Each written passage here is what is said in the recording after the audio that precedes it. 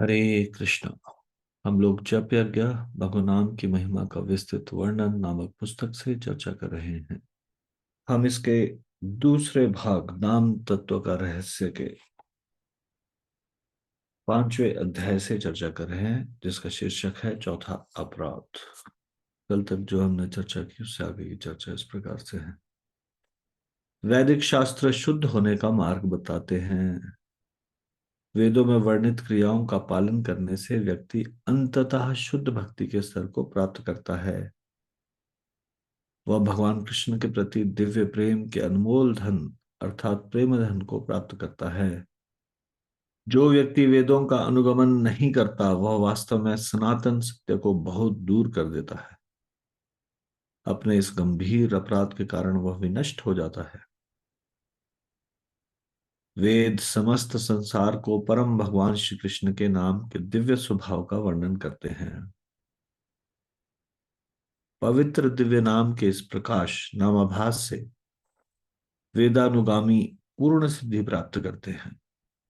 वैदिक शास्त्र दिव्य भगवान की शुद्ध और आध्यात्मिक पूजा पद्धति सिखाते हैं।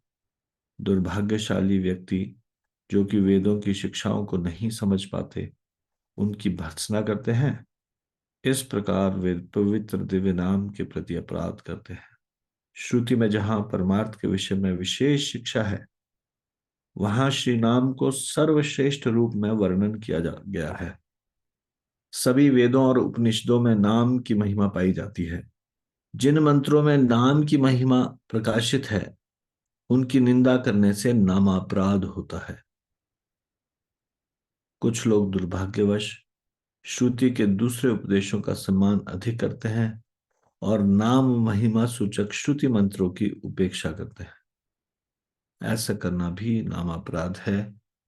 इस नाम अपराध का फल यह होता है कि अपराधी की नाम में रुचि नहीं होती। तो कुछ लोगों का ये मानना है कि वेद तो ठीक है, पुराण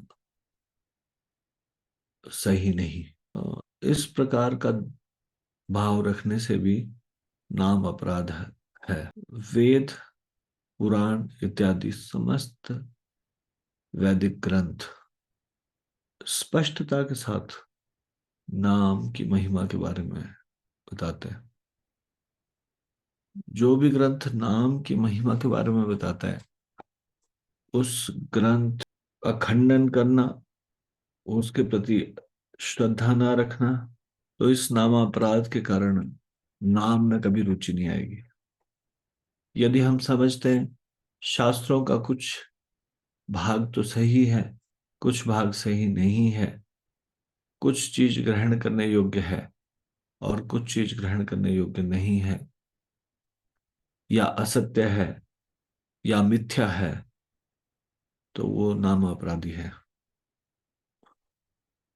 शास्त्रों के विभिन्न इंस्ट्रक्शंस, उपदेश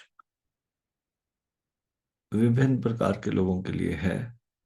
जो प्रारंभिक भक्ति में अभी शुरुआत करते हैं उनके लिए कुछ निर्देश है।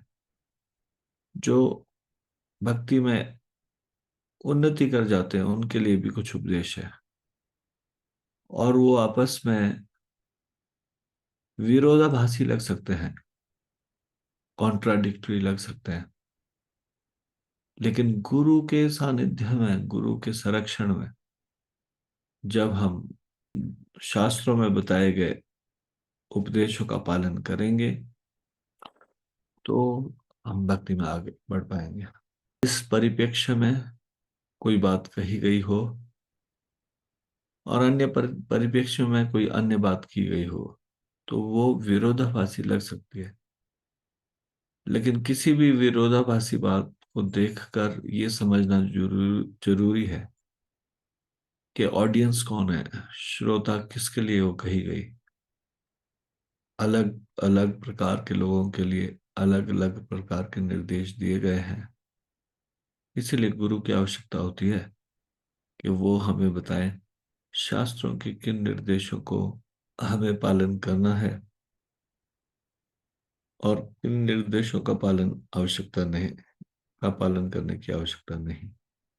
लेकिन हम शास्त्रों का खंडन नहीं कर सकते हैं। वो भगवान की वाणी है। जो भी उसमें दिया गया है वह सब जीवों के कल्याण की बात कही गई है। तो एक उदाहरण मुझे स्मरण आया। जब प्रभुपाद जी अमेरिका में भक्तों, जब भक्ति का शुरुआती प्रवचनों में नए लोगों के लिए वो कहते थे प्रसाद ग्रहण कीजिए, प्रसाद ग्रहण करने के लिए बल देते थे और कहते थे कि eat up to your neck, गले तक प्रसाद पाइए, यानी कि खूब डट कर प्रसाद पाइए। और फिर जब भक्त लोग गंभीर हो गए तो उन गंभीर भक्तों को फिर उपदेशामृत के इंस्ट्रक्शन, 6 चीजें भक्ति नष्ट करती है, जिसमें कि अत्याहार है, अधिक भोजन ग्रहण नहीं करना। तो कोई व्यक्ति सोच सकता है कि एक तरफ तो प्रभुपाद जी कहते थे खूब प्रसाद पाओ, गले तक प्रसाद पाओ, और दूसरी तरफ प्रभुपाद जी कह रहे हैं कि नहीं, अधिक भोजन नहीं करना चाहिए, वो भक्ति के लिए अनुकूल नहीं है। तो ये दो अलग अलग परिप्रेक्ष्यों में कहा गया। नए लोगों को कुछ अलग इंस्ट्रक्शन दी जा सकती है, पुराने लोगों को कुछ अलग इंस्ट्रक्शन दी जा सकती है। इसलिए शास्त्रों में भी ऐसे विरोधाभासी बातें मिल जाएगी, परंतु ये विरोधाभासी नहीं है। ये अलग अलग परिप्रेक्ष्यों में अलग अलग प्रकार के लोगों के लिए अलग अलग निर्देश हैं। हमारी अनफ्लिंचिंग फेथ होना चाहिए शास्त्रों में, गहरी श्रद्धा। जो भी कुछ भगवान ने कहा है सही कहा है, मेरी बुद्धि इतनी विकसित नहीं, मैं इसे समझ नहीं पा रहा। तो ऐसे अपनी जिज्ञासा को गुरु के पास ले जाना चाहिए और गुरु ऐसी सारी समस्याओं का समाधान कर सकते हैं। तो इसको हम यहीं पे विराम देंगे। इससे आगे की चर्चा हम कल करेंगे। श्री जप यज्ञ की जय, श्री हरिनाम संकीर्तन की जय, श्री राम प्रभु की जय, शिल प्रभुपाद की जय, निताई गौर प्रेमानंदे। हरि हरि बोल।